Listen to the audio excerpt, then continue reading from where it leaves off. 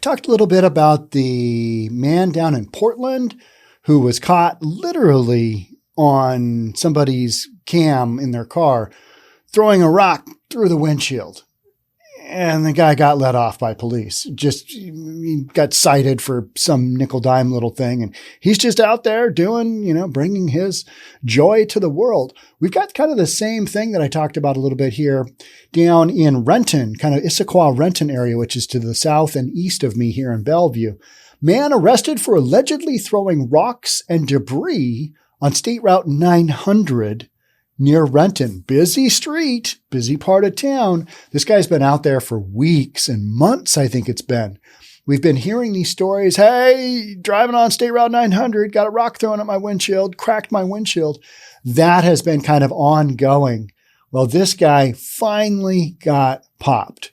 So what is it with people doing crazy stuff? Because I know in Seattle, I know in Portland, they've cleared a lot of the homeless encampments away from the major roads, from the major arterials, because they've got so many incidences of people throwing stuff at cars going by in traffic.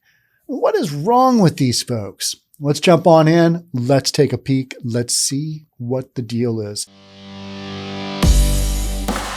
A man was arrested by the Washington State Patrol on Tuesday morning for allegedly throwing rocks and debris. Well, the rock went through the windshield, allegedly.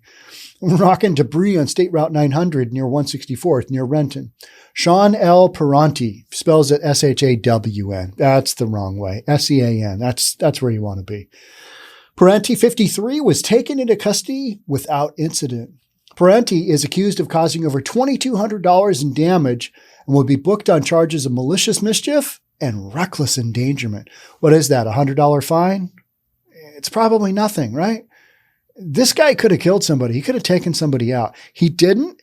Those folks all got lucky. What happens the one time he does? That's why these guys need to be off the streets, right? This kind of thing, throwing rocks through people's windshields or whatever it is you're doing. The one down in, this guy just walks on the side of the road.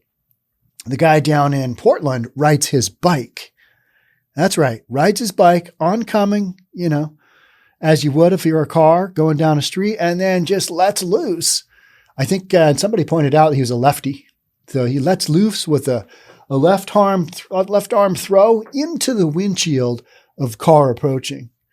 Or else he's just so well practiced at that move that he appears to be left-handed when actually he's right. But his left arm, it's gotten a workout over the months just throwing stuff at people's windshields. I hope this guy gets some help. And I think the sad part of all this is there's been a lot of people, including myself, that's been frightened by this guy. And that's saying it lightly. This has been a major, major thing. And that statement was made by Tom Godfrey, whose car was damaged by Perantie.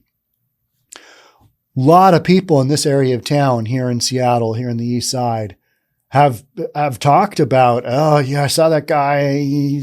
We all know that he throws rocks at cars as he goes by.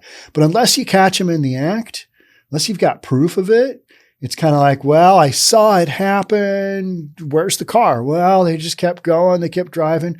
We do have a few cases where people have said, yeah, this guy did it. And that's why there's, allegedly $2,200 in damage. Godfrey said his 2015 Stingray Corvette, oh no, guy got his vet whacked, was hit by this person back in July. He was going eastbound on State Route 900. It's the car of my dreams, Godfrey said. I think we've read this before, but we're just going to read it again because it's about a Corvette Stingray. So I figured it's a beautiful day. I'm going to take the top off, as you do, sunny here. And I'm just going to try and relax and go down the road, down to the store, and I'm going to take the long way home, right? Doesn't that sound good in your Corvette? Just, wind on whatever hair you have left because you're probably some kind of midlife crisis, right? I mean, doing the Corvette Stingray thing. I mean, it sounds amazing though. When I was a kid, and you heard Corvette, you thought, wow, late 60s Corvettes, those are so cool. But like mid 80s Corvettes in the mid 80s. Yeah, that's an old dude. And by that, I mean somebody in their, early 50s, my demographic. That's a guy having a midlife crisis. Corvette, such a cool car. He noticed a man walking near his car when he stopped. And all of a sudden, I see out of the corner of my eye, his arm goes up, and all I see is my window getting completely shattered. Godfrey said. I just get goosebumps talking about it and I start shaking and stuff, Godfrey said. He said the trouble didn't stop there. This guy not only throws rocks, but he throws down. So I got out of my car. I'm talking to him across the street and all of a sudden he starts running at me. All right. You got a guy, he threw a rock into your Corvette. Are you going to stand tall? Are you going to stand your ground and, fight back? It's that guy throwing rocks at strange people's cars. We don't know what kind of mental state he's in, but there's a vet involved. All right. So yeah, that's the part of the equation. So now I'm thinking he's going to destroy my car, Godfrey says. It's about the vet, isn't it? Don't worry about yourself. I mean, human life, it's got a reasonable price to it, but the Corvette, 2015 Corvette Stingray, irreplaceable, right? Met him halfway and we sat there and fought in the middle of the road for like 3 or 4 minutes, just going after it. You hit my car. Yeah, well, you were in the middle of the road with your car, so therefore you're fair game. I'm going to throw a rock at you. Traffic stopped, Godfrey said.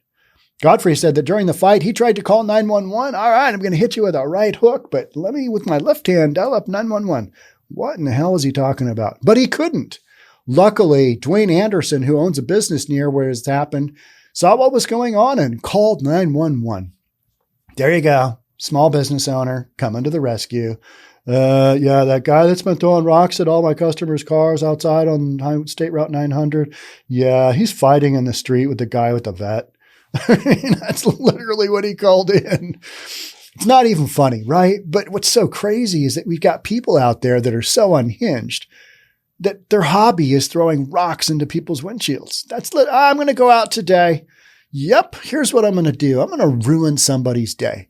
That's literally the end result. Whether they think it through to that point, I have no idea, because these people are not mentally stable, are they? That's the bottom line here. These people need to be in mental institutions or getting the help or getting the medication that they need so that we can take them off the streets where they're throwing rocks through oncoming traffic windshields. And then he came up to me and he was just shaking like a leaf and he couldn't use his phone because he couldn't control his fingers, Anderson said about the guy with the vet. Anderson had said he had seen the rock thrower on several occasions and believed he could cause more trouble. Gee, do you think? I mean, the guy's dangerous. No question about it, Anderson said. Yes, he is. And he got arrested and he's going to have some kind of little misdemeanor deal on his record, right? What happens when he throws a rock through the windshield and it goes right into somebody's head? What about that?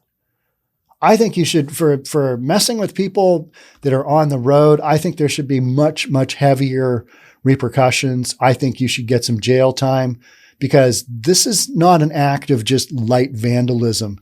You can kill people doing this. I mean, we just know it.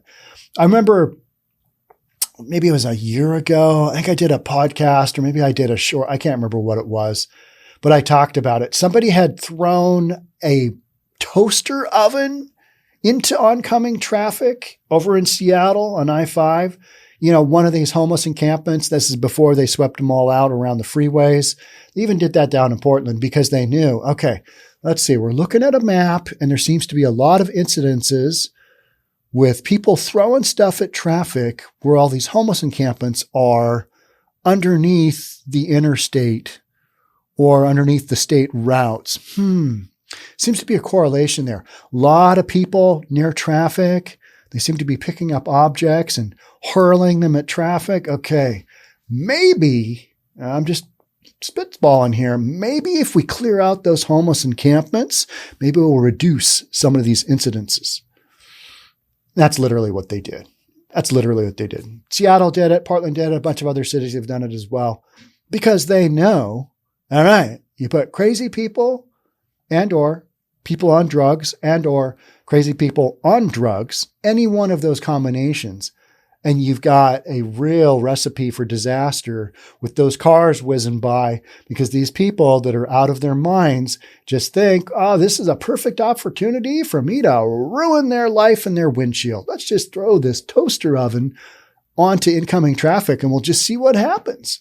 Because that's what you do when you're mental sometimes. You don't really obviously you don't process reality. Okay, I could kill somebody doing this, but this is what I want to do today. So we're just going to do it. Who knows what goes through their mind, right? Who knows what goes through their mind? This guy, he's been out there for weeks and I think months. I've just been hearing this news story. There's a guy down in Renton. He's around State Route 900 and he keeps throwing rocks at people driving by. And it's kind of weird, random hours. And that's why they haven't been able to nail him down. But, they knew who he was. They just couldn't catch him in the act. So now he's been arrested. But those charges, if this guy is mental, he needs to be getting some help somewhere so somebody else doesn't suffer the same thing that the guy with the vet did. The guy with the vet's able to defend himself, it sounds like, right?